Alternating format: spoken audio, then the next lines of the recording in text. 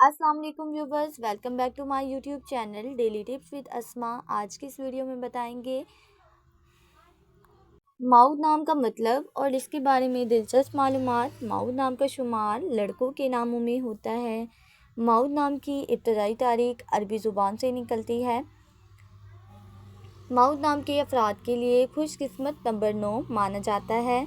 माहिरीन के मुताबिक माऊद नाम के लड़के बहुत मासूम होते हैं। माऊद नाम का मतलब है वादा, अहद। माऊद नाम के लड़कों के लिए खुशकिस्मत दिनों में मंगल और जुमेरात का दिन शामिल है। माऊद नाम के अफराद के लिए मुवाफिक रंगों में सुर्ख बनफशी रंग शामिल है।